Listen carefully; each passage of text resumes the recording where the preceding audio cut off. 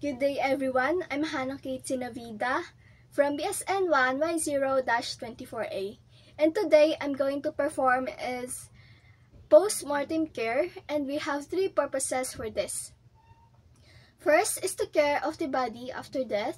Second is to show some respect and dignity as a living person that needs to be prepared in a manner consistent with the patient's cultural and religious belief. And lastly is to prevent discoloration, tissue damage, or deformities. For the assessment, we must take into consideration the different cultures, backgrounds, and religious beliefs. We must also maintain sensitivity to personal, religious, and cultural beliefs in this process. We also must ensure that the family are done with their practices and do not interrupt.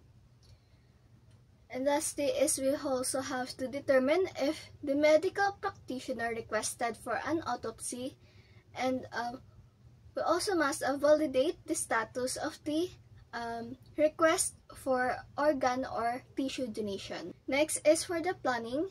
We must provide sensitive and dignified nursing care to the patient and family.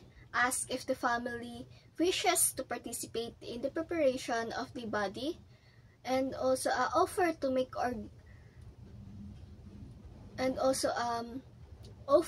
arrangement for the support company for the family during the body preparation.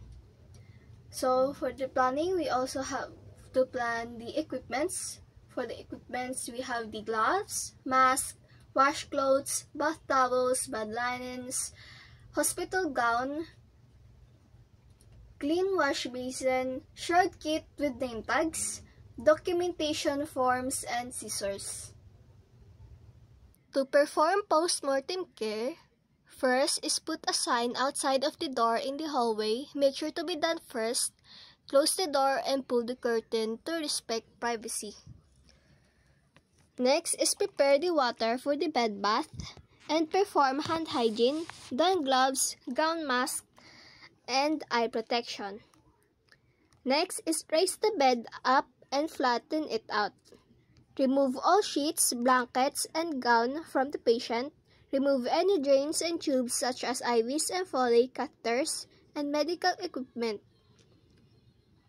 Next is remove denture and glasses that should go in a container and placed to the side. They should later be placed inside the body bag with the patient. If culturally appropriate, use a rolled up towel under the chin to close the patient's mouth and close the patient's eyes by gently pulling the eyelids over the eyes. Next, if give the bed bath like you would if the patient was still alive. Place an absorbent pad under the patient's buttocks. Wash soiled body parts if family members or a caregiver are assisting with washing the body and providing post-mortem care. Instruct them to don gowns and gloves as protection from body fluids. Put a fresh hospital gown on the patient's body according to facility. Brush or comb the patient's hair and identify which of the patient's belongings are to stay with his or her body and which are to be given to the family by making a list to be signed. Next is tie one of the name tags onto the patient's big toe. Unfold the body bag and unzip it all the way. Then roll up half of the bag long ways. Turn the patients on the side. Determine help if needed. The other caregiver should then tuck the old linens underneath the patient and place the clean fitted sheet of the mattress. Tuck the fitted sheet under the patient as far as possible. Next, tuck the rolled end of the bag underneath the patient. Make sure the bag is placed in such a way that patient's body will be able to fit. This means the bag should reach past their head all the way down past their feet. Next is place an identification label on the outside of the shroud by tying two zebras together with the name tag according to facilities practice. Next is stretch the flat sheet over the bed complete covering the body bag. We have to note that out of respect, you do not want visitors in the hallways to clearly see the person in a bag while they are taken to the morgue. Next is place dentures and glasses to go in the body bag with the patient, and the last name should go with the patient's remaining belongings. Make sure the belongings get to the patient's family. Ensure that prompt transportation of the patient's body to the mortuary has been arranged. Observe family members, friends, and significant others' responses to the loss and provide support as needed.